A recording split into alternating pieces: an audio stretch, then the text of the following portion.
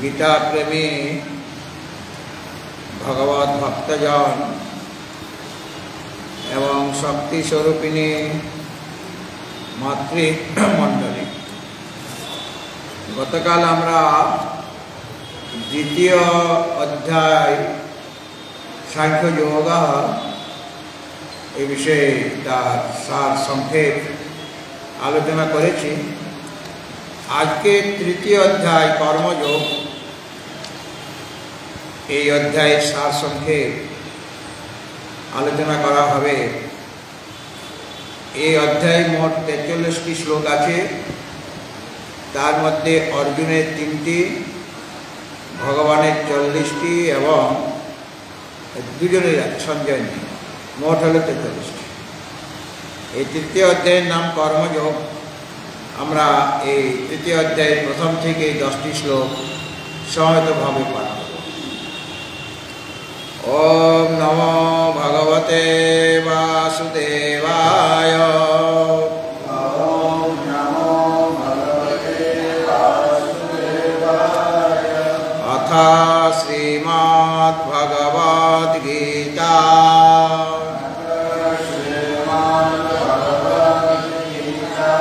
तृतीयोऽध्याय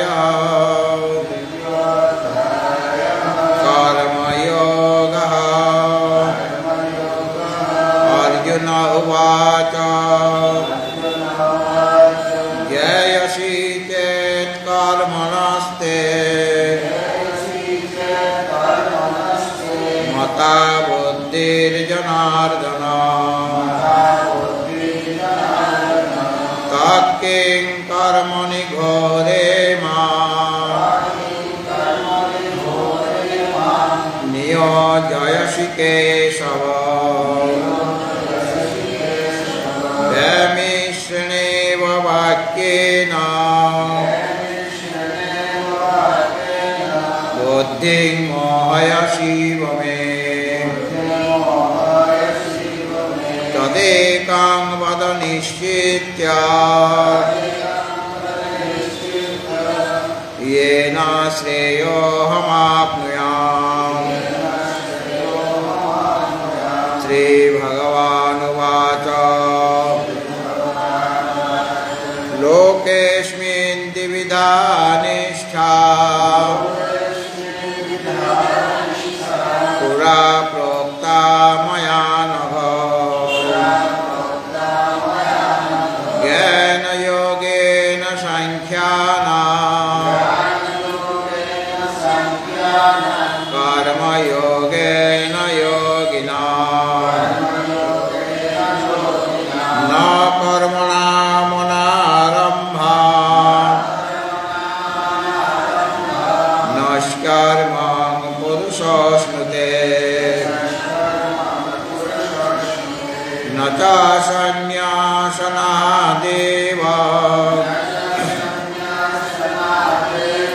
सिद्धिं समधिगच्छति नैकाश्चित् क्षणमपि जातो तिष्ठत्य कर्मकृत् कार्यते यावसा कर्म सर्वा प्रकृतियोर्गुणैः कर्मेन्द्रियाणि संयम्य य आस्ते मनसा स्मरन् इन्द्रियार्थान् विमूढात्मा मिथ्याचारः उच्यते। यस्तीन्द्रियाणि मनसा नियम्य लभतेऽर्जुन कर्मेन्द्रियै कर्मयोगात् असक्तः स विशिष्यते। नियतं कुरु कर्म त्वं কর্ম জ্ঞেয় কর্মণা শরীরায়াত্রাপি চ তে ন প্রসিদ্ধেত কর্মণা যজ্ঞার্থাৎ কর্মণ্যত্র লোকয়াং কর্মবন্ধনা তদার্থং কর্ম কৌন্তেয় মুক্ত সঙ্গ সমাচর সহায়জ্ঞা প্রজা সৃष्ट्वा পুরোবাচ প্রজাপতিঃ অনেন প্রসবিষ্যধ্বম এষ বস্তিষ্ঠ কামধো অনেন প্রসবিষ্যধ্বম এষ বস্তিষ্ঠ কামধো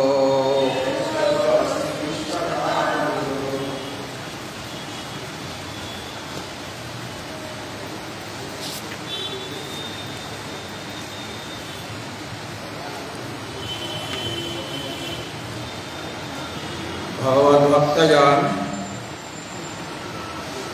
তৃতীয় অধ্যায়ের নাম কর্মযোগ রাখা হয়েছে। দ্বিতীয় অধ্যায়ের নাম ছিল সাংখ্যযোগ, আর প্রথম অধ্যায় ছিল বিষাদ যোগ, অর্জুন বিষাদ যোগ। তৃতীয় অধ্যায়ের নাম কি? কেননা এই অধ্যায়ে কর্মের মহিমা বর্ণনা করা হয়েছে, আর কর্মের প্রেরণা এই অধ্যায় থেকে পাওয়া যায়। কর্ম করার একটা প্রেরণা পাওয়া যায়, উৎসাহ পাওয়া যায়। এটাই প্রধান রূপে বর্ণিত হয়েছে। এই জন্য এই অধ্যায়ের নাম রাখা হয়েছে কর্মযোগ। এখানে কর্ম মানে নিষ্কাম বুঝতে হবে। গতকালে বলেছিলাম দুই রকমের কর্ম আছে, সকাম আর নিষ্কাম।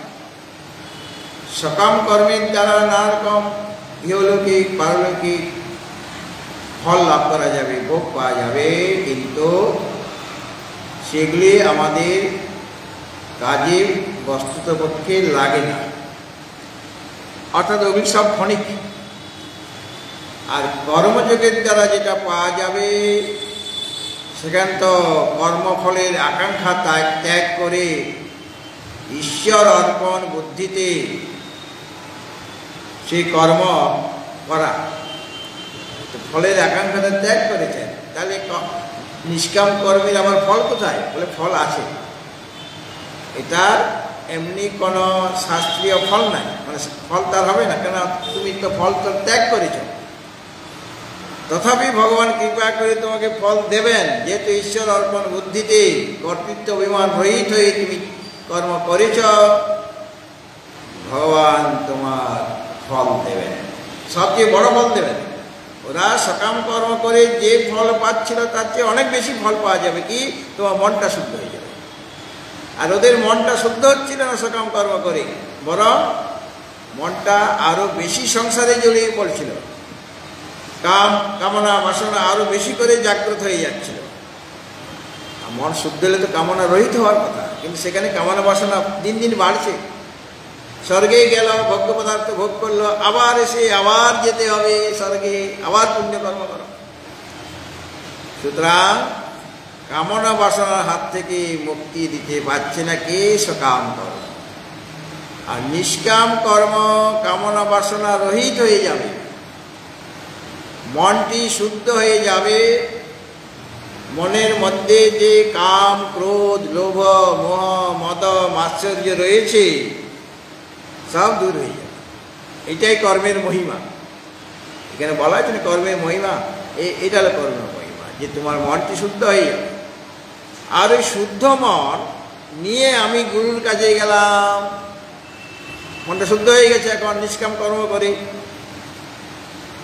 আর গুরুদেব তখন যে যা যা উপদেশ দেবেন সেটা ধারণ করার মতো ক্ষমতা আমার হয়ে আছে। কেন?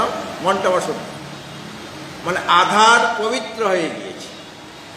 যাদের মন শুদ্ধ নয় তাদের আধারও পবিত্র নয়। এই জন্য আমরা বেদান্তের প্রথমে অধিকারী হিসাবে দেখি, আর সত্যিকারের অধিকারী না নিত্যানিত্য বস্তু বিবেক, সমতমাদি ষট সম্পত্তি, আর ইয়ামূত্র ফলভোগ বিরাগ, সমতমাদি ষট সম্পত্তি এবং মুমুক্ষুত্ব যার মধ্যে আছে সে হলে যোগ্য অধিকারী। এই চারটা সাধন বলা হয়েছে, নিত্যানিত্য বস্তু বিবেক, ইয়ামূত্র ফলভোগ বিরাগ, আর সমতমাদি যে ছয়টা সম্পত্তি, আর মুক্তি লাভের ইচ্ছা। এই চারটা সাধন না থাকলে বেদান্তের প্রকৃত অধিকারী হওয়া যায় না।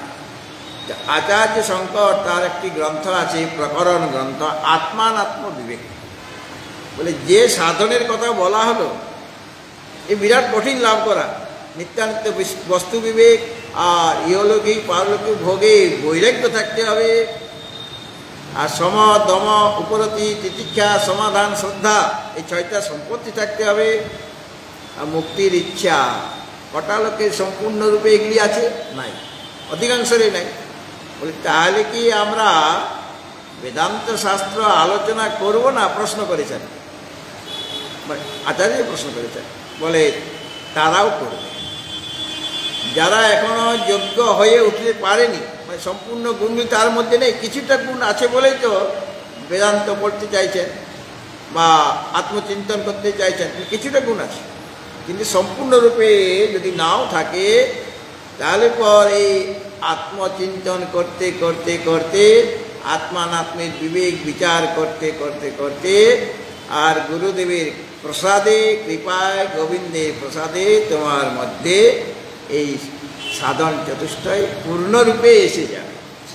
এখন নেই, তথাপি তুমি ওগুলি শুনতে থাকো, শ্রবণ করো বারবার, বারবার মনন, বারবার নিদিধ্যাসন। এই বারবার করতে করতে তোমার মনটা পবিত্র হয়ে যাবে। যেটুকু তোমার বাকি আছে সেটা বেদান্ত বিচারের দ্বারাই ওই যোগ্যতা তোমার মধ্যে এসে যাবে। কিন্তু প্রথমে তো কিছুটা শুদ্ধ করতে হবে, তাহলে কর্মের দ্বারা আমার শুদ্ধ হয়েছে, বাকি যদি কিছুটা অশুদ্ধ থাকে বেদান্ত বিচারের দ্বারাই সেই অশুদ্ধতা, মনের অশুদ্ধতা দূর হয়ে যাবে, এবং তিনি গুরুদেবের উপদেশ যথাযথভাবে ধারণ করে পরমাত্মার স্বরূপ এবং নিজের স্বরূপ দুটোই তিনি অবগত হতে পারবেন। এবং অবগত হলে তখন তিনি বুঝতে পারবেন যে চিদানন্দ রূপ শিবোহং শিব। তাহলে কর্মের যোগের দ্বারা পরম্পরাক্রমে আমার মুক্তি হচ্ছে, ডাইরেক্ট হচ্ছে না।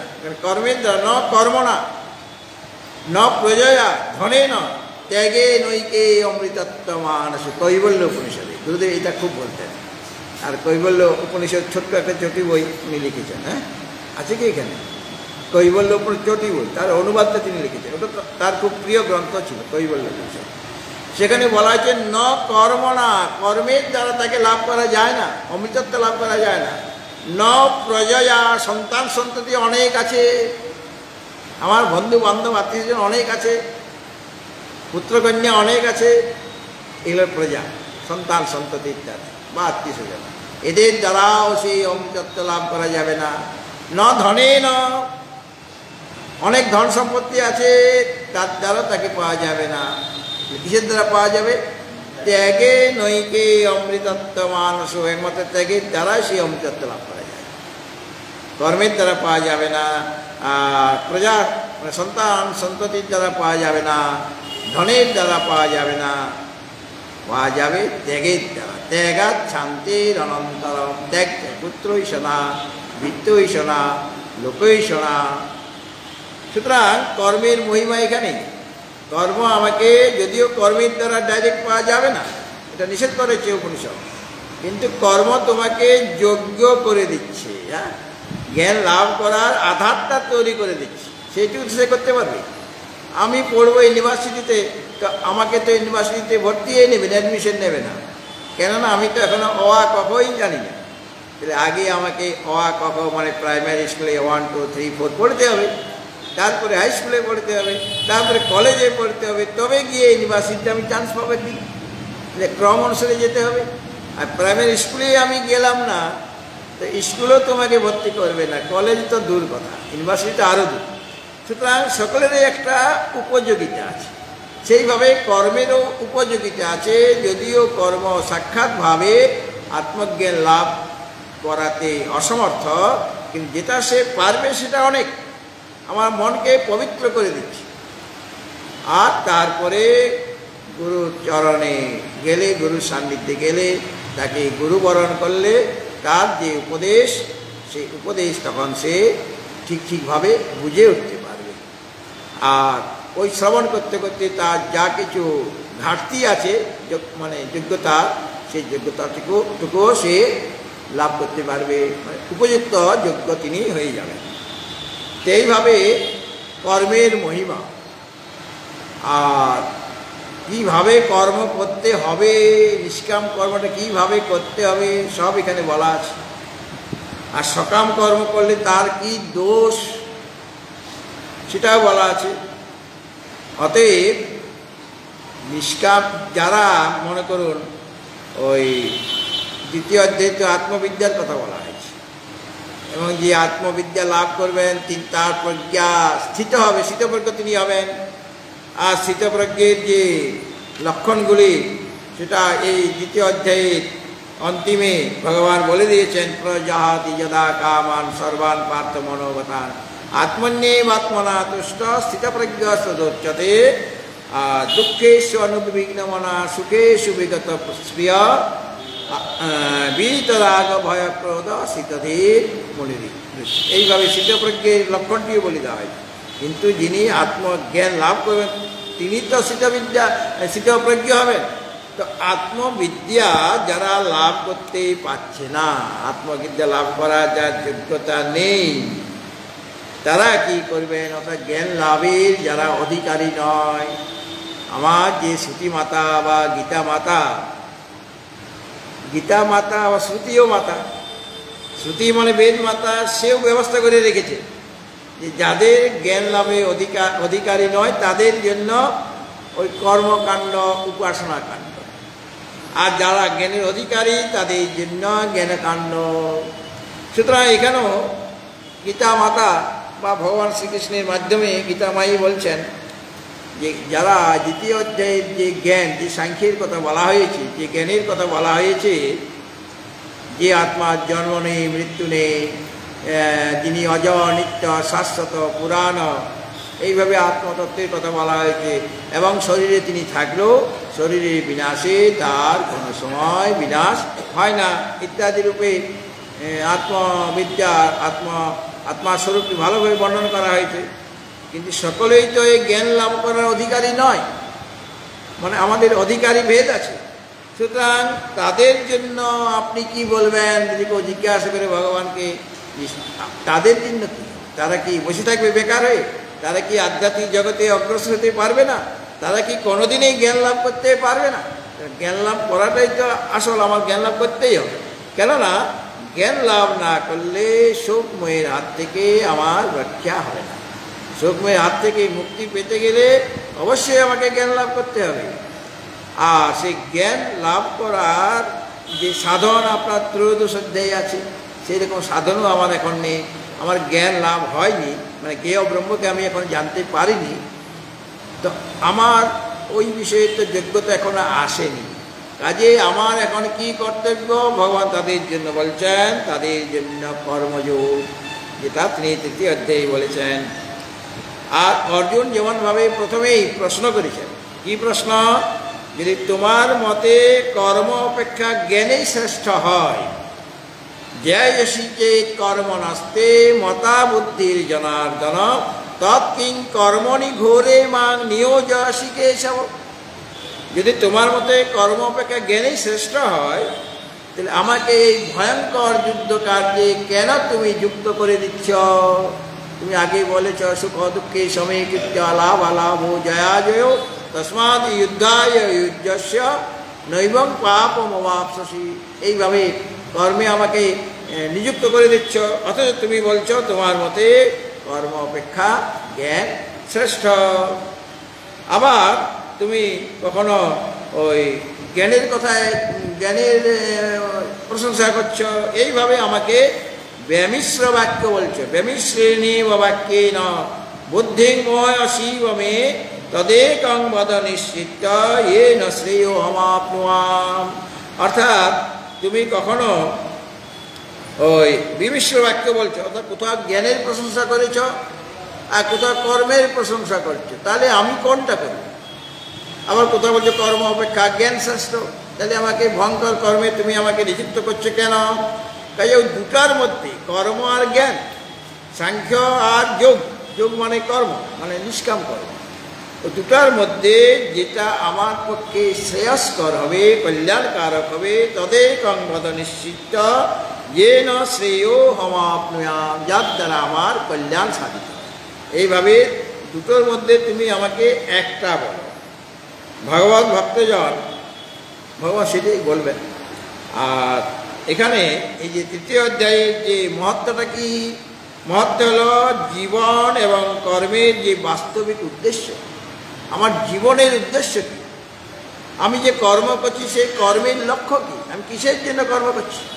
বা আমি যে বেঁচে আছি, আমি যে জীবনটা পরিচালিত করছি, মানে ভালোভাবে থাকতে চাইছি, সেই জীবনের লক্ষ্যটা কি, তার উদ্দেশ্য কি, সেটাও এখানে দেখা। আর লোকশিক্ষা, লোককল্যাণও করতে হবে। লোককল্যাণের জন্য একটা মহিমা আছে।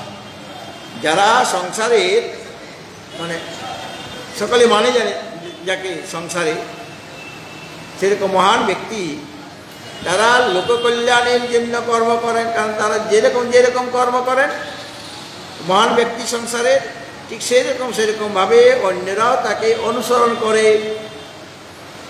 যখন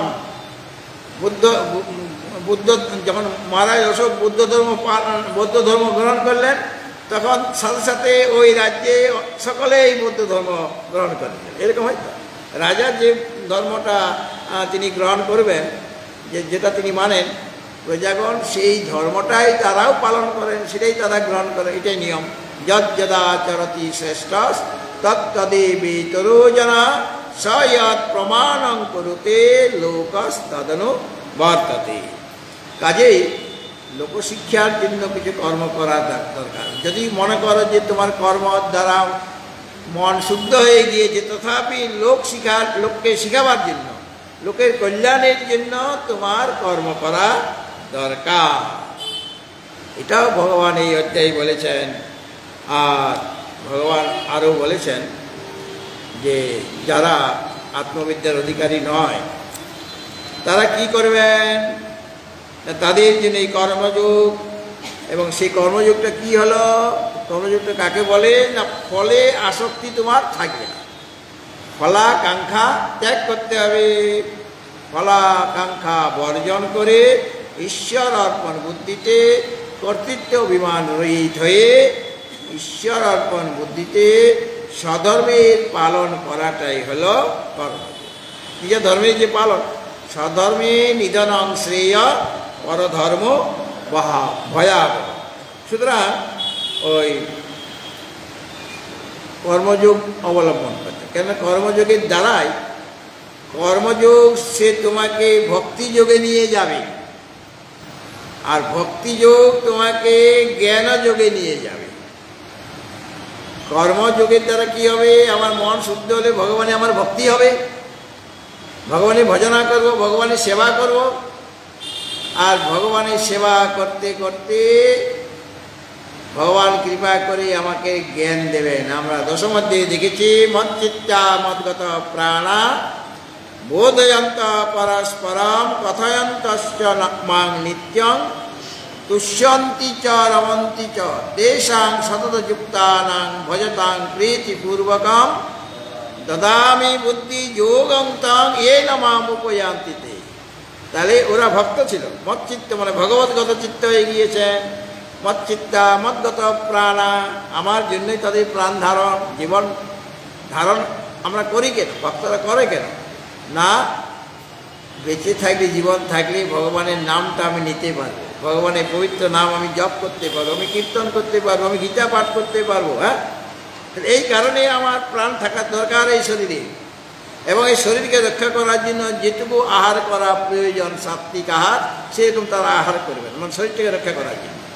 তো শরীরকে রক্ষা করার জন্য এত তারা ব্যস্ত কেন ভক্তগণ? শরীরটাকে যেন, শরীর যেন রোগ জ্বালা না হয়, সাথে সাথে তার চিকিৎসা তারা করাবেন। আহার সময় মতো তারা আহার গ্রহণও করবেন। এর উদ্দেশ্যটা কি? তাদের উদ্দেশ্য আলাদা।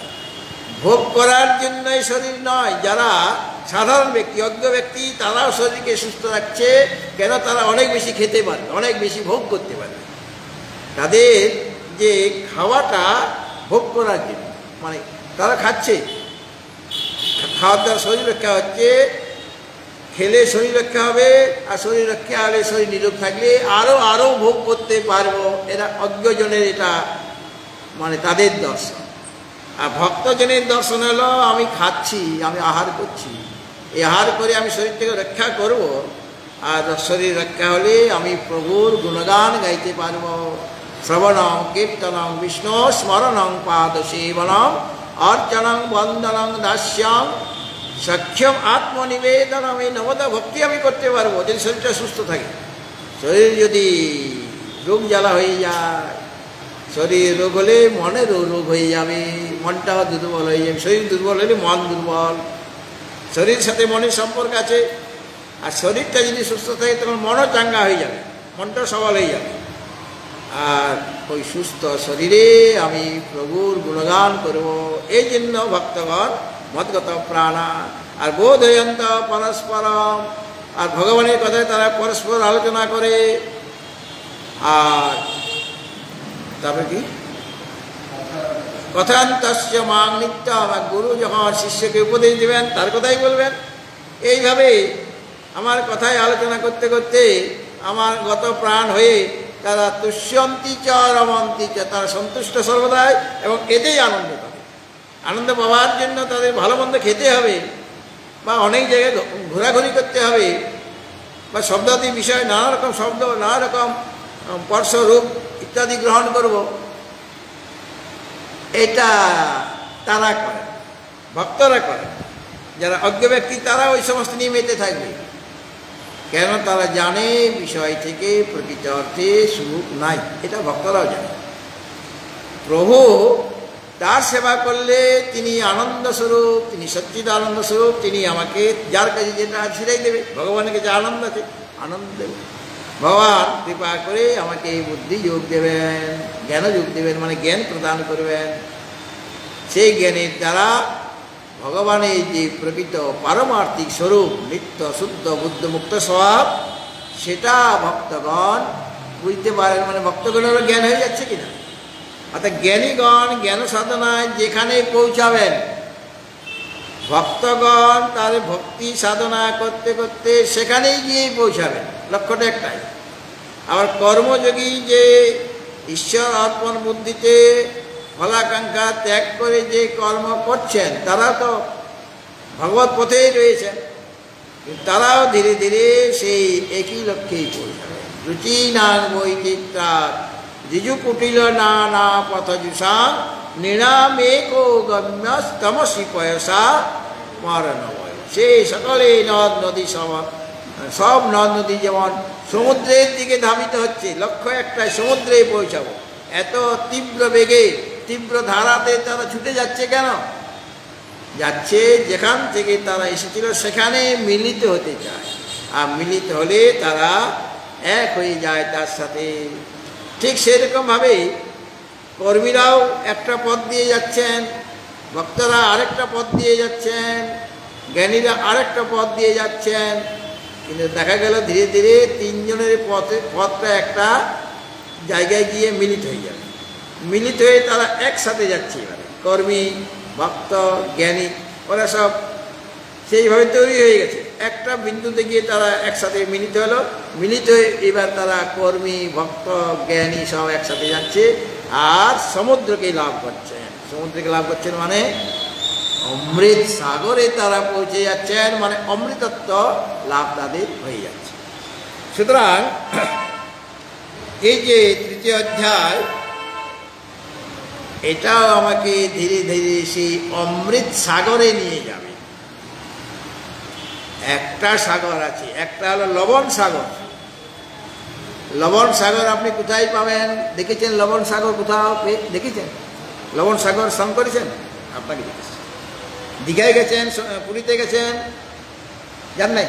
গেছেন, স্নান করেছেন। স্নান করার পরে আপনার কাপড় সাদা হয়ে যাচ্ছে, আপনার সারা শরীর সাদা মানে ছাই হয়ে যাচ্ছে, ওটা লবণ সাগর। আর ক্ষীর সাগর, অমৃত সাগর, সেখানে লবণ নেই, সেখানে অমৃত আছে। দেবতারা যে অমৃত পান করেন সেই অমৃত নয়। দেবতারা যে অমৃত পান করে সে অমৃত পান করে তারা অমর হতে পারছে না। কিছু দিনের জন্য অমর হচ্ছে, যতদিন স্বর্গলোক থাকবে ততদিন থাকবে ওখানকার দেবতারা। তারপরে তো স্বর্গলোকও একদিন ফুস হয়ে যাবে, প্রলয়কালে থাকবে না। সুতরাং ওই মহাপ্রলয়ও যাবে, সুতরাং স্বর্গলোকও থাকবে না, দেবতারা থাকবে, তারা মারা যাবে না ওই সময়। কিন্তু আমরা এমন একটা অমৃত পাবো যে অমৃত পান করলে আর কোনোদিন মরতে হবে না, আমরা চির অমর হয়ে যাব, মানে কোনোদিনই আর মৃত্যু মুখে পতিত হতে হবে না। সেই অমরত্বের দিকে ভগবান ধীরে ধীরে নিয়ে যাচ্ছেন। আর অর্জুনের প্রশ্ন ছিল যে এই যে দুইটা জ্ঞান আর কর্ম, এই যে দুইটা মার্গ প্রসিদ্ধ, আর কর্মের মধ্যে ভক্তিটা এসে যাচ্ছে। বেদকে দুই ভাগে ভাগ করা হয়েছে, কর্মকাণ্ড আর জ্ঞানকাণ্ড। আর উপাসনা কাণ্ড যেটা, সেটা কর্মেরই একটা বিভাগ। উপাসনা তো কর্মকাণ্ড, কেননা মানসিক চিন্তন হয় সেখানে উপাসনাতে, মানসিক চিন্তন। তো মানসিক চিন্তনটা মানসিক কর্ম নয়, তাহলে ওটা কর্মকাণ্ডের মধ্যে এগিয়ে যাচ্ছে। তাহলে দুইটা বিভাগ, কর্মকাণ্ড আর জ্ঞানকাণ্ড, দুইটাই নিষ্ঠা আছে, জ্ঞাননিষ্ঠা আর কর্মনিষ্ঠা। এখন এই যে দুই প্রকার পথ তুমি যে বলছো, জ্ঞান আর কর্ম, দুইটা পথ বেদেও বলা হয়েছে, কর্মকাণ্ড আর জ্ঞানকাণ্ড, দুইটাই পথ আছে। তাহলে কোন পথটা আমি অবলম্বন করব? কখনো কর্মের প্রশংসা করছো, কখনো জ্ঞানের প্রশংসা করছো। আর যদি জ্ঞানেই শ্রেষ্ঠ হয়, তাহলে আমার এই ভয়ঙ্কর কর্মে তুমি কেন আমাকে প্রেরিত করছো? এটা অর্জুনের প্রশ্ন। এই প্রশ্ন মানে তিনি বেমিশ্রেণ বাক্যেন, ভগবান মিশ্রিত বাক্য বলেননি, কেন সে তো শিষ্য ভাব নিয়ে এসেছে। ভগবানকে তো তিনি গুরু বরণ করেছেন। তো গুরু বরণ যখন করেছেন, তো গুরু তো ওইরকমভাবে সন্দেহজনক কথা বলবেন কি, যাতে করে শিষ্যের মনে আরও সংশয় জেগে যায়? তিনি আসলে মিশ্রিত বাক্য বলেননি, কিন্তু অর্জুন বলছেন এটা বেমিশ্র বাক্য, মানে মিশ্রিত বাক্য। কোনটা যে করতে হবে আমি এটাই বুঝতে পারছি না, আপনি কি বলতে চাইছেন? আসলে অর্জুন যে স্তরে আছেন সেই স্তরে মনে হচ্ছে যেন এটা মিশ্রিত বাক্য, জ্ঞান আর কর্ম। কিন্তু ভগবান যে স্তরে আছেন সেখানে তো তিনি বলে দিয়েছেন যে জ্ঞান আর কর্মের একটা স্তর আছে, জ্ঞানের একটা স্তর আছে, দুটা একসাথে করা যাবে না, দুটা অধিকারী ভিন্ন ভিন্ন, সেটা সে বুঝতে পারেন অর্জুন। এই জন্য মনে হচ্ছে তার কাছে যে তোমার বাক্যগুলি মিশ্রিত বাক্য হয়ে যাচ্ছে, তুমি আমাকে এরকমভাবে মোহগ্রস্ত করছো কেন? তো গুরুদেব শিষ্যকে মোহগ্রস্ত করবেন নাকি মোহ থেকে মুক্ত করবেন? সে তো ওই মোহের হাত থেকে মুক্ত হওয়ার জন্য যে ভগবান শ্রীকৃষ্ণকে গুরুরূপে বরণ করেছেন। তো ভগবান কি আবার তাকে এমনিতে সেই রোগে ভুগছে, সুখ দুঃখ মোহ এর মধ্যে দিয়ে পড়ে রয়েছে? তাহলে আবার কি ভগবান তাকে মোহের মধ্যে, আরও গভীর মোহের মধ্যে কি তিনি তাকে ফেলে দেবেন?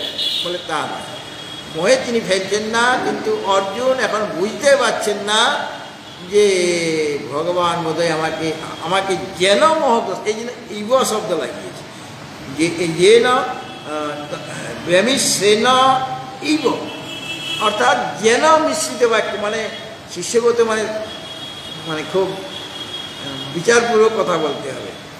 সে যদি বলে দিত যে তুমি আমাকে মোহগ্রস্ত করছে কেন, তাহলে পর গুরুর উপরে দোষ প্রক্ষেপ হয়ে গেল। এই জন্য বললেন যেন আপনি আমাকে মোহগ্রস্ত করছেন, আসলে মোহগ্রস্ত করছেন না, মোহ থেকে আমাকে উঠাতে চাইছেন, কিন্তু আমার বুঝার ভুলে মনে হচ্ছে যে না আপনি আমাকে আরও বেশি করে মোহিত করতে চাইছেন। শিষ্য তো তার তো মনের যে ভাবটা উঠেছে সেটা তাকে বলতে হবে, বলার সুযোগ দিতে হবে। আর এই জন্য ইনি মানে অর্জুন ইব শব্দ প্রয়োগ করেছেন, আপনি মোহগ্রস্ত আমাকে করছেন না, কিন্তু আমার কাছে মনে হচ্ছে যেন মোহগ্রস্ত করছেন, মানে আমি মোহগ্রস্ত হয়ে যাচ্ছি। কাজে দুটার মধ্যে যেটা আমার পক্ষে কল্যাণকর হবে সেটা তুমি আমার কাছে কৃপা করে বলো, দুটার মধ্যে একটা নির্দিষ্ট করে বলে দাও, যেটা অবলম্বন করলে আমি করতে পারবো। অর্থাৎ কর্মযোগ আমি অবলম্বন করব নাকি জ্ঞানযোগ অবলম্বন করবো, দুটোর মধ্যে একটা তুমি নিশ্চয়ই করে বলে দাও। আমি তো নিজের থেকে সেটা ওই স্থির করতে পারছি না কি করা দরকার, তাহলে গুরুকে এটা করে দিতে হবে, কোনটা তোমার করা দরকার। তখন তিনি বললেন দুই প্রকারের নিষ্ঠা। লোকে অস্মিন দ্বিবিধা নিষ্ঠা পুরা প্রত্যাময়ানঘ জ্ঞান যোগেন সংখ্যানাম কর্মযোগেন যোগিনা। কষ্ট করে বলে দিলেন, বলে দেখো হে অনঘ, অর্জুনকে অনঘ বলে দিলেন, মানে ভগবান রাগ করেননি যে তুমি আমাকে আমার দোষারোপ করছো কেন, তোমাকে আমি মোহগ্রস্ত করার জন্য কি উপদেশ দিচ্ছি, সেটা আমি ভাবিনি। কেননা তুমি অনঘ, তোমার মধ্যে কোনো পাপ নেই, তুমি যেটা মনে করেছ, তোমার মনে যে ভাবটা এসেছে সেটাই বলেছ, কিন্তু আমার উপরে কোনো দোষারোপ করনি। এই জন্য অনঘ বলে তিনি সম্বোধন করে দিলেন। আর সম্বোধন করে বলছেন হে অনঘ, মানে হে নিষ্পাপ অর্জুন, ওই লোকে অস্মিন দ্বিবিধা নিষ্ঠা, দুই রকমের নিষ্ঠা আছে। কি কি নিষ্ঠা? পুরা প্রোক্তা ময়ানগ, আমি এটা এই দুই রকমের নিষ্ঠা পূর্বও বলেছি, মানে অন্যত্র বলেছি। পুরা প্রোক্তা ময়ানগ অর্থাৎ হে অনঘ, অস্মিন লোকে, এই সংসারে দ্বিবিধা নিষ্ঠা, দুই রকমের নিষ্ঠা মানে স্থিতি, দুই রকমের নিষ্ঠা আছে। ময়া পুরা প্রোক্তা, আমার দ্বারা পূর্বে এটা কথিত হয়েছে। কি দুইটা নিষ্ঠা? না জ্ঞান যোগে না সাংখ্যা, না যারা সাংখ্য তাদের জন্য জ্ঞানযোগ, সাংখ্য মানে সাংখ্য দর্শন, মানে যারা জ্ঞানপথে চলতে চান তাদের এখানে সাংখ্য বলা হয়েছে। জ্ঞানযোগে না সাংখ্যানাম, অর্থাৎ জ্ঞানযোগের দ্বারা সাংখ্যগণ তারা জ্ঞানযোগ অবলম্বন করবেন।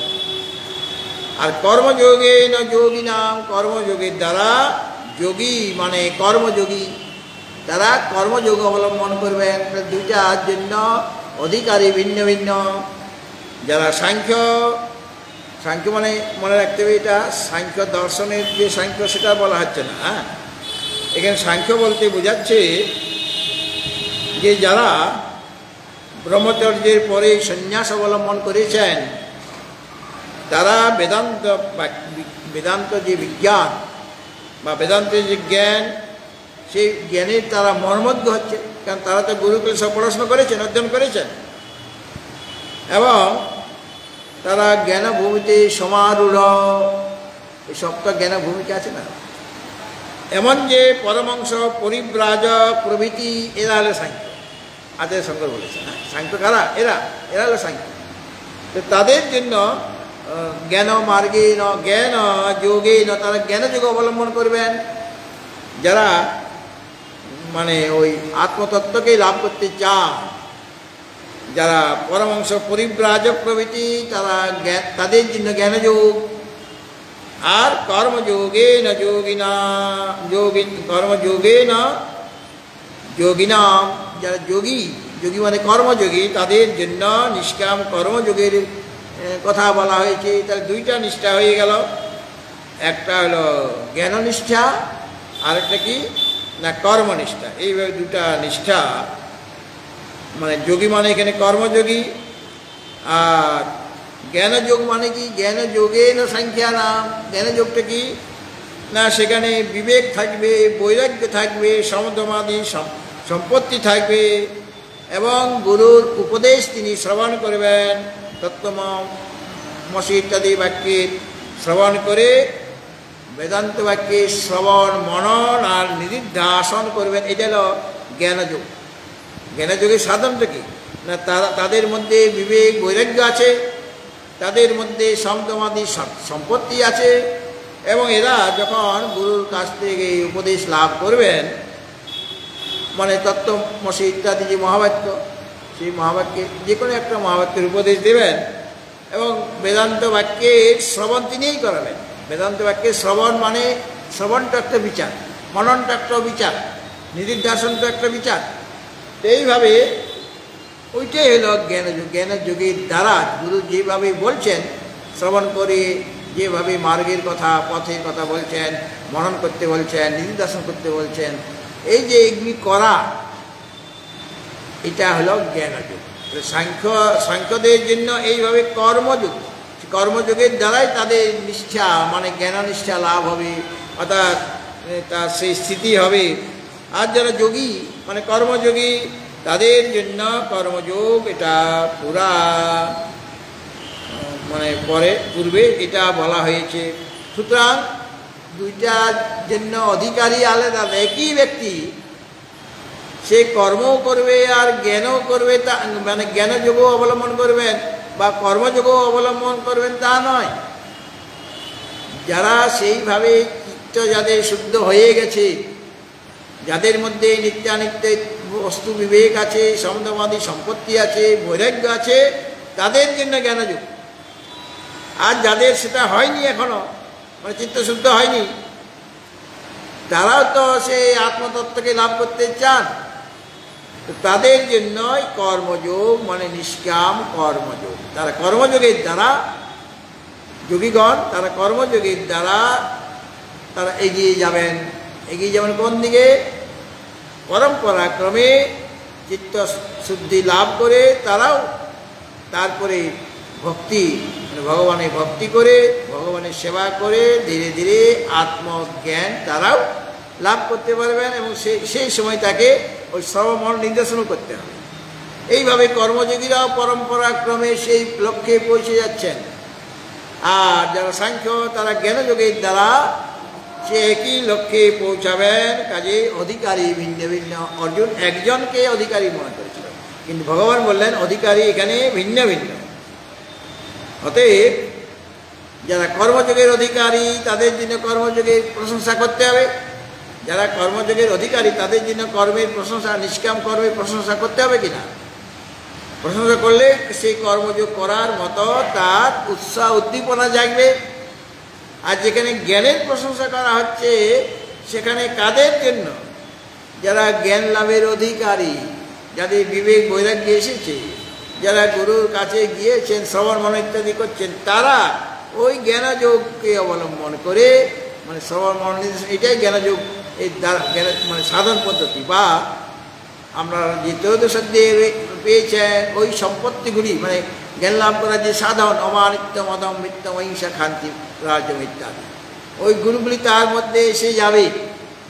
ওটা না হলে গেয়েও যে ব্রহ্ম তাকে লাভ করা যাবে না।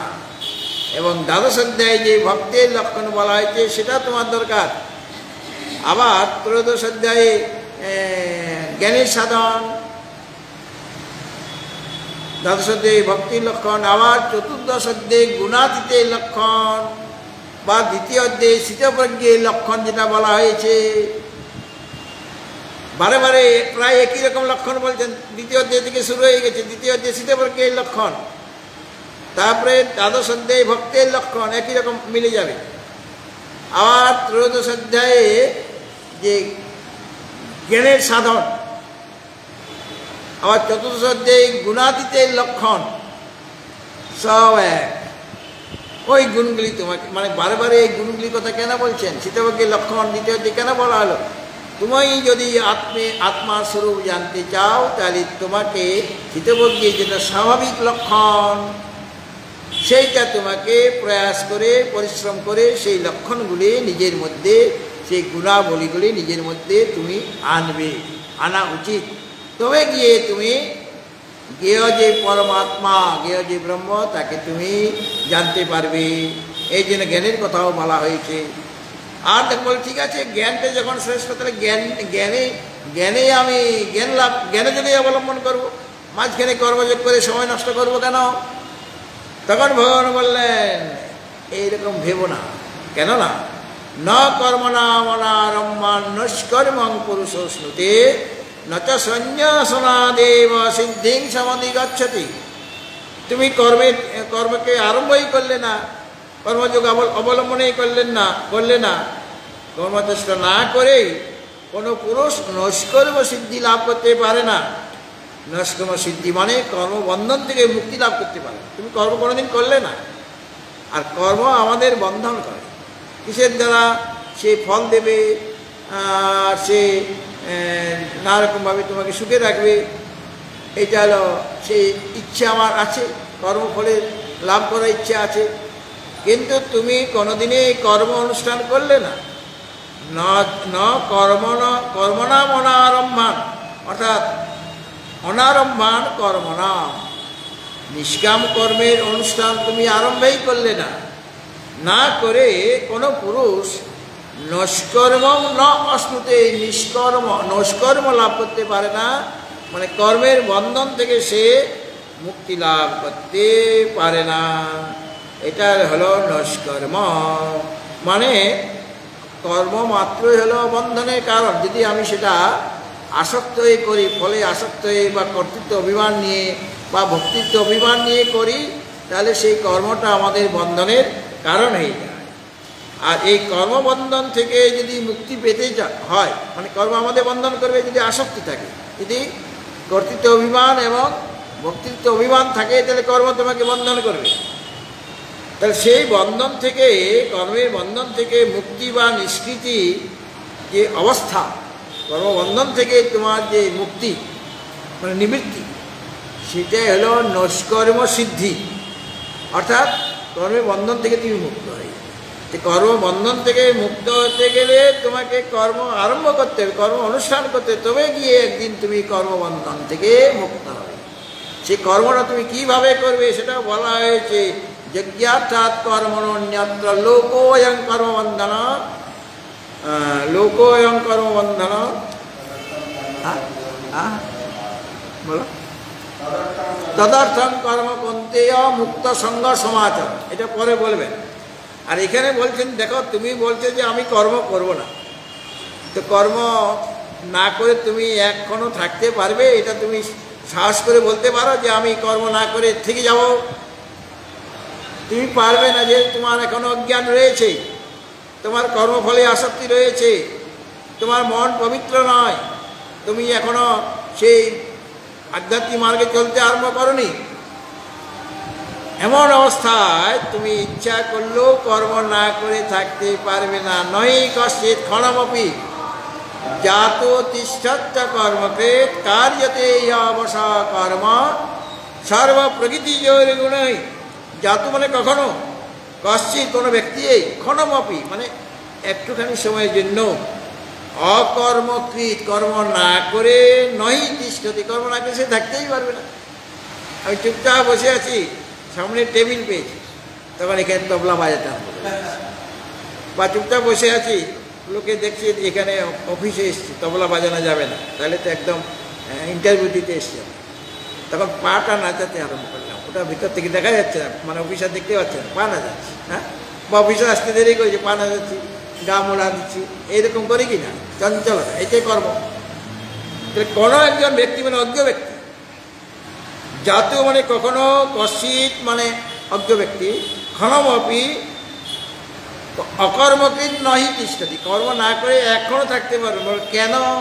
হি যেহেতু প্রকৃতি জোরে গুণ, তোমার প্রকৃতিজাত যে গুণ সত্তরজ তোমার রয়েছে, রজগুণ বেশি প্রাবল্য হলে তুমি কর্ম করবে, কর্ম না করে থাকতে পারবে না। তমগুণ হলে অন্তত নিন্দে আলস্য প্রমাত্র করবে, সেটা একটা কাজ। হ্যাঁ, অসাবধান করে কাজ করা এটা কাজ না, কাজটা করছে কিন্তু অসাবধান হয়ে, তার কোনো ফল পাবে না, বড় উল্টো ফল হয়ে যাবে, না করে থাকতে পারছে না। আবার সত্যগুণ যদি প্রবল হয়ে যায়, তাহলে তুমি তখনও কোনো না কোনো কাজে ব্যাপৃত হয়ে থাকবে। তো অজ্ঞ ব্যক্তি কখনো এক মুহূর্তের জন্য কর্ম না করে থাকতে পারে না। তাহলে আমার কি করতে হবে? কর্ম করে তো আমি থাকতেই পারবো না, কেন আমি তো এখন জ্ঞান লাভ করিনি। তাহলে এমত অবস্থায় আমার কি করা দরকার? তার জন্য বলছেন যে দেখো, মানে একটু বিচার করে দেখো, কর্ম তো তোমাকে করতেই হবে। আর তুমি যদি মনে করো যে কর্ম ইন্দ্রিয়গুলিকে আমি সংযত করে দিচ্ছি, মানে কর্ম ইন্দ্রিয় বাক পানি পাদ পায়ু উপস্থ এইগুলিকে আমি সংযত করেছি, মানে ওর দ্বারা কোনো কাজ করাচ্ছি না, কর্মেন্দ্রিয়ের দ্বারা কোনো কাজ হচ্ছে না। কিন্তু যে আসতে মনসা স্মরণ, মনে মনে চিন্তা করছে, কর্মেন্দ্রিয়গুলিতে আমি তো ঠান্ডা করে রেখেছি জোর করে, মানে সে তারা যাবার জন্য রেডি, কিন্তু জোর করে রেখে দিয়েছি। হ্যাঁ, কিন্তু মনে মনে আমি বিষয় চিন্তা করছি। বিষয় চিন্তনটা কর্ম কিনা? ইন্দ্রিয়ার্থাৎ ইন্দ্রিয়ের বিষয়ের স্মরণ হচ্ছে মনসা, মনের দ্বারা চিন্তনকার ইন্দ্রিয়ের যে অর্থ, মানে বিষয়, শব্দ স্পর্শ রূপ রস গন্ধ। এখানে কর্মেন্দ্রিয় বলতে অন্যান্য ইন্দ্রিয়গুলি, মানে জ্ঞানেন্দ্রিয়কে ধরে নিতে হবে। এমন যে বিমূঢ়াত্মা, মানে অজ্ঞ ব্যক্তি মিথ্যাচার উচ্চতে, সে মিথ্যাচারী হচ্ছে। কেননা সে লোককে দেখাচ্ছে যে সে মানে শান্ত, কোনো সমস্ত ইন্দ্রিয়গুলিকে তিনি সংযত করে দিয়েছেন, এটা লোক সমাজের মধ্যে তিনি দেখাতে চাইছেন। কিন্তু ভিতরে তার যে উথাল পাথাল চলছে সেটা তো লোকে দেখতে পাচ্ছে না। ভিতরে কি হচ্ছে? মনের দ্বারা তিনি শব্দাদি বিষয়ের চিন্তন করছেন। তাহলে এইরকম ব্যক্তি মিথ্যাচারী হয়ে গেল কিনা? সমাজে কাছে দেখালো যে সে মানে সমস্ত ইন্দ্রিয় সংযত করে ফেলেছে, ভিতরে হচ্ছে কি তার মন উথাল পাথাল তরঙ্গে উঠছে, বিষয় চিন্তনে মগ্ন হয়ে আছে। মানে সাধারণ ব্যক্তি যেটুকু মানে কর্ম করলে মানে ওই বিষয় চিন্তন করার সময়টা কমে যায়, অবসরটা কমে, কিন্তু এর তো কোনো কাজ করছেন, তাহলে বিষয় চিন্তন করার অনেক সময় পাচ্ছে। তাহলে কতখানি সে মিথ্যাচারী ব্যক্তি বলে এরকম মিথ্যাচারী তুমি হতে চাও কি? তুমি তো এখন অজ্ঞ, সেই কর্ম ত্যাগ করা তোমার অধিকার আসেনি, আবার মিথ্যাচারীও হবে না। মানে যতক্ষণ না তুমি ইন্দ্রিয় যথাযথভাবে সংযত করতে পারছ, মনটা যথাযথভাবে সংযত করতে পারছ, ততক্ষণ কিন্তু তুমি কর্ম না করে থাকতে পারবে না। আর যে ব্যক্তি ইন্দ্রিয়গুলিকে মনের দ্বারা নিয়ম্য আরভতের জন্য যস্তু ইন্দ্রিয়াণি মনসা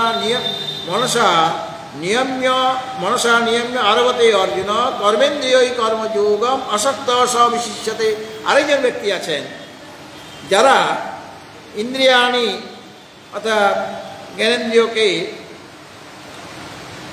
জ্ঞানেন্দ্রিয় সকলকে মনসা নিয়ম্য, মনের দ্বারা জ্ঞানেন্দ্রিয়, ওখানে ছিল কর্মেন্দ্রিয়ের ব্যাপার, এখানে ওদের থেকে ভিন্ন। ওরা হলো মিথ্যাচারী ব্যক্তি, যারা এরকম কর্মেন্দ্রিয়কে সংযত করে মনে মনে বিষয় চিন্তন করছে। আরেক পক্ষ রয়েছেন যারা ইন্দ্রিয়াণি মানে জ্ঞানেন্দ্রিয়গুলিকে সংযত করে মনের দ্বারা মনসা নিয়ম্য, মনের দ্বারা সংযত করে আসক্ত মানে অনাসক্ত হয়ে কর্মেন্দ্রিয়ই কর্মযোগম আরভতে, কর্মেন্দ্রিয়ের দ্বারা কর্মযোগ করছেন, কিন্তু মনের দ্বারা জ্ঞানেন্দ্রিয়গুলিকে তিনি সংযত করেছেন। সংযত করে অনাসক্ত হয়ে কর্মেন্দ্রিয়ের দ্বারা কর্ম করছেন, কর্ম ত্যাগ করেননি। উনি তো কর্ম ত্যাগ করেছেন, বাহ্যিক দৃষ্টিতে কর্ম ত্যাগ করেছেন, কিন্তু আন্তরিক দৃষ্টিতে তার মানসিক কর্ম হচ্ছে, মানে দুশ্চিন্তা করছে, বিষয় চিন্তা করছে। আর ইনি কি করছেন? মনের দ্বারা জ্ঞানেন্দ্রিয়গুলিকে সংযত করে কর্মেন্দ্রিয়ের দ্বারা অনাসক্ত হয়ে তিনি কর্ম করছেন। তাহলে ওই মিথ্যাচারী ব্যক্তি হবে কি শ্রেষ্ঠ কিনা? বলে যদি তোমাকে কর্ম করতে হয় এইভাবেই করবে, ওই মিথ্যাচারীর মতো তুমি কর্ম করবে না। কর্ম করার প্রসেসটা ভগবান শিখিয়ে দিচ্ছেন এই তৃতীয় অধ্যায়ে, মানে কীভাবে তুমি কর্মটা করবে। যোগ কর্মসু কৌশল, কর্ম করার একটা কৌশল আছে, সেই কৌশলে যদি তুমি কর্ম করো তাহলে পর সেই কর্ম তোমাকে বন্ধন করতে পারবে না, বরং সে তোমাকে মুক্তির দিকে নিয়ে যাবে। এই জন্য বলা হয়েছে যেটা তোমার জন্য বিহিত শাস্ত্রে নিয়তম কর্ম, যার কাছে যেটা নিয়ত মানে ব্রাহ্মণের কাছে একটা কর্ম নিয়ত, মানে ব্রাহ্মণের কর্ম কি বলে দেওয়া হয়েছে। ক্ষত্রিয়ের নিয়ত কর্ম মানে শাস্ত্রবিহিত কর্ম কি, বৈশ্যের শাস্ত্রবিহিত কর্ম কি, শূদ্রের বা শাস্ত্রে তাদের জন্য কি কর্ম মানে সেবা কর্ম বলেছে। এই যে নিয়ত কর্ম তুমি সর্বদাই করো। তুমি যে স্থিতিতে আছো, তোমার জন্য যে দায়িত্ব দেওয়া আছে, একজন সংসারীর পক্ষে যেমন দায়িত্ব আছে পুত্র কন্যা এদের দেখাশোনা করা, ওদের শিক্ষিত করে গড়ে তোলা, বা আত্মীয় স্বজনদের তাদেরও বিপদে আপদে লক্ষ্য করা, এটা তো একজন গৃহস্থ ব্যক্তির কর্তব্য কিনা। কোথাও বিয়ে নিমন্ত্রণ করলে সেখানে তোমাকে উপস্থিত হতে হবে, না গেলে তোমার ছেলে মেয়ের বিয়েতে তারা আসবে না। এটা হলো সামাজিক কাজ, সেগুলো তোমাকে করতে হবে। যেহেতু তুমি গৃহস্থ, সন্ন্যাসীরা তোমাকে এগুলি করতে হবে না, কিন্তু গৃহস্থ তোমাকে এই দায়িত্বগুলি পালন করতে হবে। এইগুলো হলো নিয়ত কর্ম। কারণ যার কাছে যে কর্তব্য কর্ম, সেই কর্মটা করা কর্ম না করা অপেক্ষা ওই রকম কর্ম করা শ্রেষ্ঠ, যেটা শাস্ত্রে তোমার বিধান আছে, সেগুলো তুমি করো। কেননা যদি তুমি কর্ম না করো তাহলে শরীর রক্ষা তোমার কী করে হবে? তোমাকে লোকে অলস বলবে, সকলে লোকে তোমার নিন্দা করবে, আর খাওয়া তোমার জুটবে না শরীরে, আর শরীরের যাত্রা, শরীর নির্বাহটা ঠিক মতো হবে না। বলে আমার বাবার অনেক সম্পত্তি আছে, কর্ম না করলেও আমার চলবে, এরকম ভাবনা যদি থাকে যে আমার অনেক সম্পত্তি আছে, আমার কর্ম করার কোনোই প্রয়োজন নেই, কিন্তু ওই অবস্থাতে তার শরীর দিন দিন খারাপ হল। কেন? তো কাজ করছে না। একজন কি করছে, রাত্রিবেলা সে ঠিক সময় মতো ঘুমালো, আর ঠিক 12টার সময় তার ঘুমটা ভেঙে গেল। এখন সে একজন সাধারণ ব্যক্তি, সে কী করবে? ঘুম আসছে তখন মোবাইলটা খুলল, ডাটা খুলে দিল, তারপর দেখলো সেখানে একটা সিনেমা চলছে, একটা পর একটা সিনেমা দেখছে। ভোর 5টা বেজে গেলো, 12টা থেকে 5টা, 5 ঘন্টা দেখলো সে। তারপরে ঘুমিয়ে পড়ল। কোথায় উঠলো? সকাল 2টায়, মানে সকাল 2টা মানে বৈকাল 2টায় উঠলো। কারণ তার তো সারা রাত্রি এই করেছে। তাহলে এই যে করছে, এটা তার কি কাজ হলো? তুমি যদি সেই সময় গীতা খুলে বসে, তাও একটা কথা ছিল, যদি গীতা খুলে বসতে তাহলে তোমার ঘুমটা এসে যেত, অথবা যদি তুমি মালা জপ করতে তাহলে তোমার ঘুমটা এসে যেত। গীতা পড়তে পড়ে তোমার চোখে ঘুম এসে যাবে। কিন্তু এমন একটা জিনিসকে খুলে ফেলেছো তুমি, যে ঘুম কেন, ঘুমের বাবাও আসতে পারে। মানে সেখানে একটা মনোরঞ্জন হচ্ছে, মানে বিষয়ের মনোরঞ্জন, বিষয়ের কথা সেখানে বলা হচ্ছে, সেখানে ছবিতে দেখানো হচ্ছে।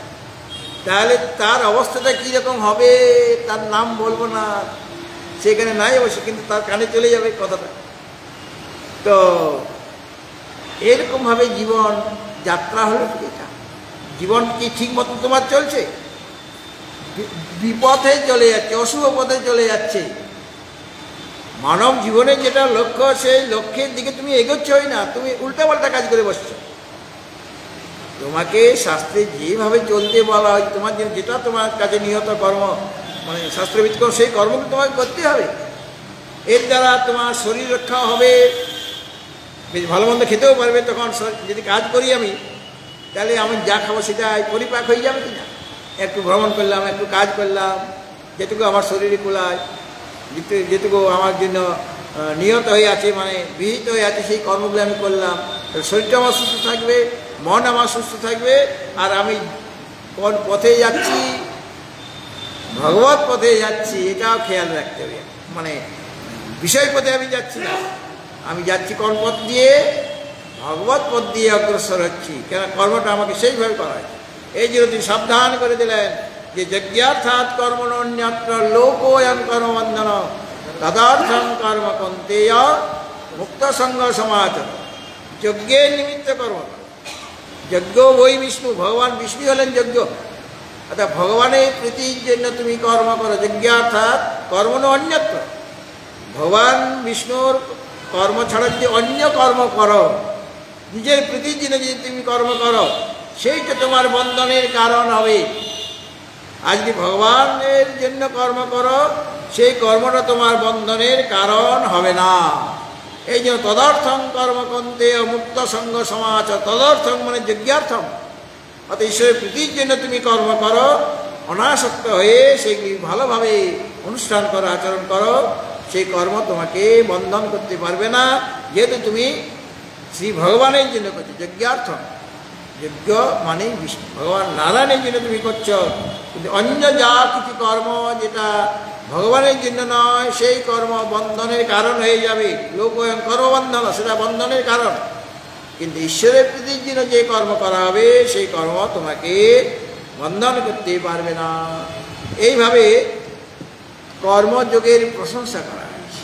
কেন তৃতীয় অধ্যায় হলো কর্মযোগ, মানে নিষ্কাম কর্ম, ঈশ্বরের প্রীতির জন্য অনাসক্তে কর্ম করতে হবে।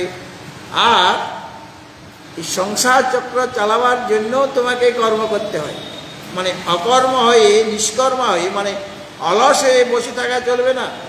এই যে সংসার চক্র একটা চলছে, সেই চক্রকে চালাবার জন্য তোমাকে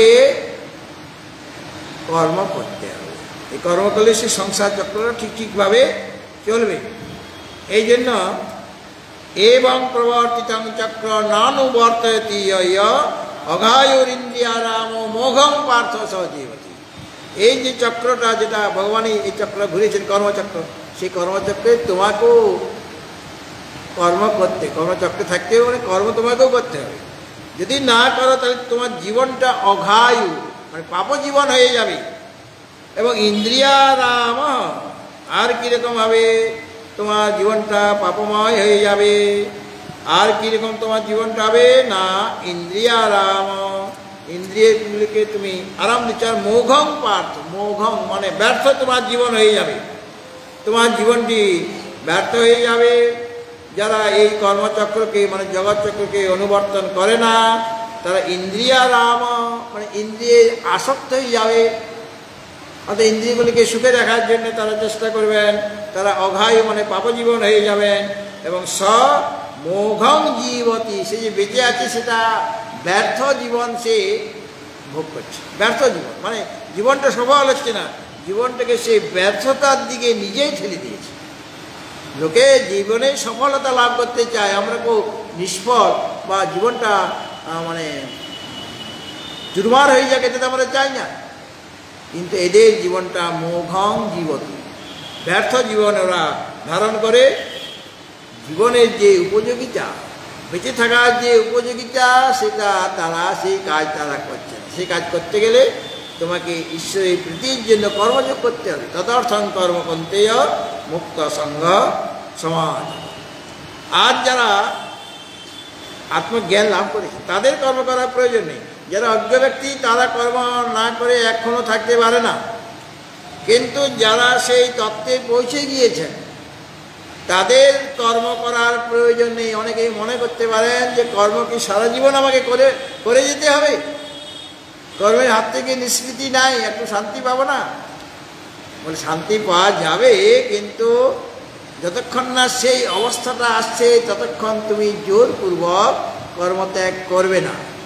গাছে আম ধরেছে, আমটাকে আমি ওই পাথর মেরেও, আমরা বাচ্চা বয়সে পাথর মেরে আম গাছ থেকে ফেলতাম না, কাঁচা আমগুলি।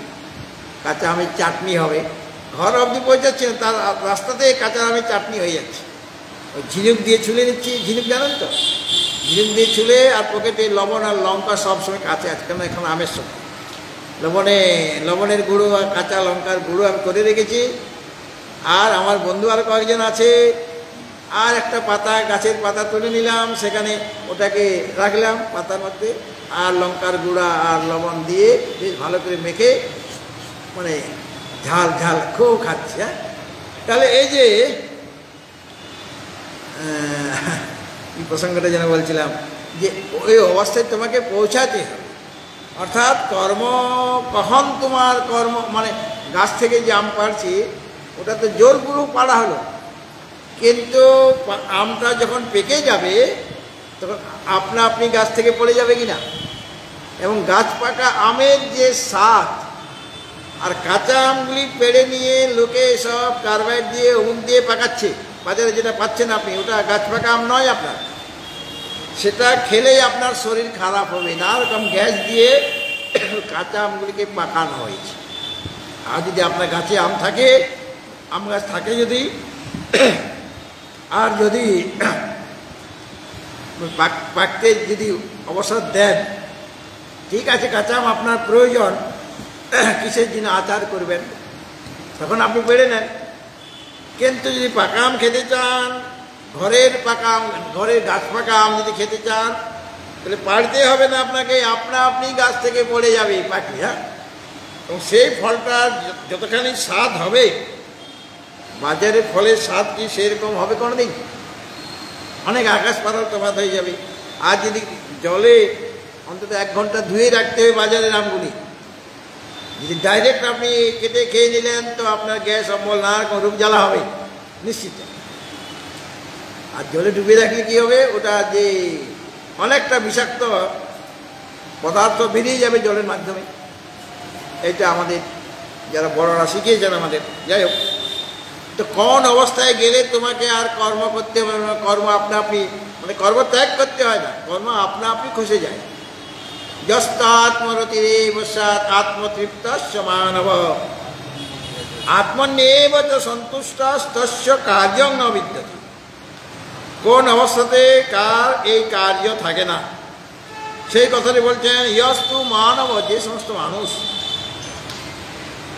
আত্মরতি এবং আত্মাতেই যার প্রীতি, তাকে প্রীতি লাভ করার জন্য অন্য কোথাও যেতে হচ্ছে না, লাভ করার জন্য বিষয়ের অনুসন্ধান করতে হচ্ছে না, তাদের কাছে তস্য কার্যং ন বিদ্যতে, তার কর্ম করার প্রয়োজন নেই। তারা কর্মত্যাগ করেন, তাদের কর্মত্যাগ করলে তাদের কিছু যায় আসে না। কিন্তু তুমি এখনো কর্মত্যাগ করার অধিকারী নও। সেই অবস্থাতে যদি কর্মত্যাগ করে দাও, প্রথমত কর্মত্যাগ করে তোমার সম্ভব নয়, তুমি দুশ্চিন্তা করবে মনে মনে। আর দ্বিতীয়ত, জোরপূর্বক তোমার প্রকৃতিজাত গুণ তোমাকে কর্মে প্রবৃত্ত করে দেবে। অর্জুনও তো বলেছিলেন যে আমি যুদ্ধ করব না, বলেছিলেন কি না, যে আমি যুদ্ধ করব না। ভগবান তার উত্তর ঠিক দিয়ে দিয়েছেন অষ্টাদশ অধ্যায়ে, যে তুমি যে বলছ যে তুমি যুদ্ধ করবে না, তুমি যুদ্ধক্ষেত্র থেকে চলে যাবে, মানে যুদ্ধ ত্যাগ করবে, কিন্তু তুমি যুদ্ধ না করে থাকতে পারবে না। বলে কেন আমি থাকতে পারবো না কেন? বলছেন যে তোমার যে ক্ষত্রিয় প্রবৃত্তি, সেই প্রবৃত্তি তোমাকে এই যুদ্ধকর্মে প্রবৃত্তি করে দেবে। আমি যদি তোমাকে গীতার উপদেশ নাও দিই, তুমি যদি ওই যুদ্ধ থেকে বিরত হয়ে গেলে, যুদ্ধ আমি করব না, ঠিক আছে তুমি যুদ্ধ করবে না, কিন্তু অন্যরা তো করবে, অন্য যারা আছে তারা তো করবে। এখন তোমার চোখের সামনে তুমি দেখছ যে যুধিষ্ঠির মহারাজ মার খাচ্ছে যুদ্ধে, ভীমসেন মার খাচ্ছে, নকুল সহদেব যুদ্ধে মার খাচ্ছে, তখন তুমি আর স্থির হয়ে থাকতে পারবে না। তখন তুমি কি করবে? তখন কিন্তু তুমি তো বলেছিলে যুদ্ধ করব না, তখন আর স্থির হয়ে থাকতে পারবে না। তোমার যে ক্ষত্রিয় স্বভাব তোমাকে যুদ্ধে প্রবৃত্তি করে দেবে। তাই যদি হয়, তাহলে ভগবানের গীতার উপদেশ দেওয়ার কি প্রয়োজন? প্রশ্নটা যাকে সেখানে, যে ভগবানের তো গীতার উপদেশ দেওয়ার দরকারই নাই। যদি অর্জুন তার ক্ষত্রিয় স্বভাবের জন্য নিজের থেকেই যদি যুদ্ধে প্রবৃত্ত হয়ে যান, তাহলে পরে ভগবানের এই গীতার উপদেশ দেওয়ার তার দরকারটা কি? প্রশ্ন উঠেছে। যদ অহংকারম আশ্রিত্য ন ইয়ৎস্য ইতি মন্যসে। তুমি প্রথম অধ্যায়ে বলেছিলে অহংকারকে আশ্রয় করে যে আমি যুদ্ধ করব না, ন ইয়ৎসে, এইরকম ইতি যে মন্যসে, যে তুমি মনে করেছিলে, মিথ্যৈষ ব্যবসায় অস্তে, তোমার ওই ব্যবসায় নিশ্চয়টা মিথ্যা।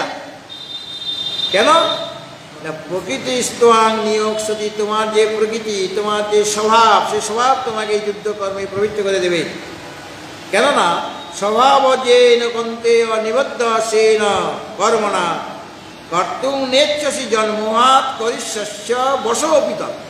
ভগবান বলছেন অর্থাৎ যেটা তুমি মোহবশত বা অবিবেকবশত যেটা বলেছ, যে যুদ্ধটা তুমি করতে চাইছো না, স্বভাব যে না স্বভাবজাত যে সে ন কর্ম না, তোমার যে নিজ কর্ম স্বভাবজাত যে কর্ম তার দ্বারা নিবদ্ধ হয়ে তার দ্বারা আবদ্ধ হয়ে তুমি অবশ হয়ে, অর্থাৎ তোমার ইচ্ছা যুদ্ধ করার ইচ্ছা না থাকলেও তথাপি করিষ্যসি সেই যুদ্ধ তুমি করতে প্রবৃত্ত হয়ে যাবে।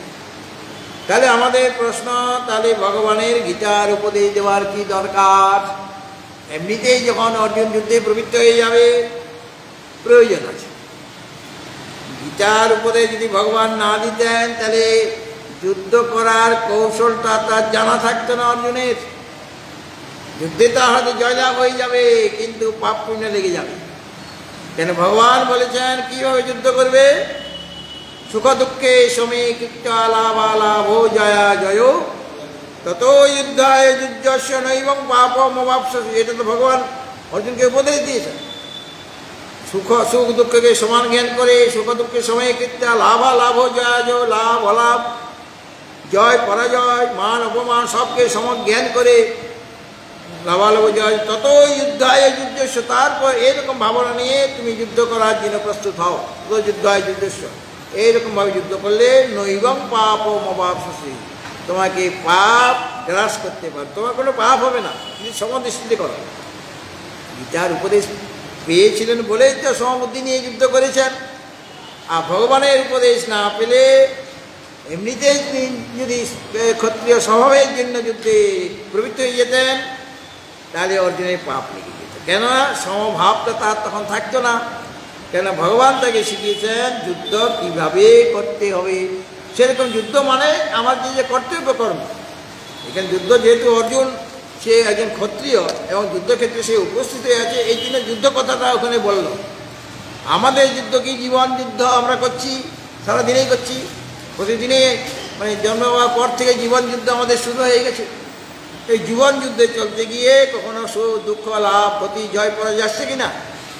বলে তুমি সবগুলিকে সমভাবে দর্শন করে দেখে তুমি তোমার যে কর্তব্য কর্ম তুমি পালন করে যাও, এর দ্বারা তোমার কোনো পাপ হবে না। অর্থাৎ যারা নিজের কর্ম করছেন সেই কর্ম তুমি করে চলো। কিভাবে? সুখ দুঃখের সমীকৃত্য, সুখ দুঃখকে সমজ্ঞান করে, লাভ ক্ষতিকে সমজ্ঞান করে, জয় পরাজয়কে সমজ্ঞান করে তুমি তোমার নিজের যার যা কর্তব্য, সকলে তো যুদ্ধ করার কর্তব্য না, নিজের কর্তব্য আলাদা আলাদা, সেই কর্তব্য কর্ম করলেও তুমি কোনো পাপের ভাগী হবে না। ভগবত ভক্তজন এখন প্রথমে গীতাময়ের আরতি হবে, তারপর একটি ভজন।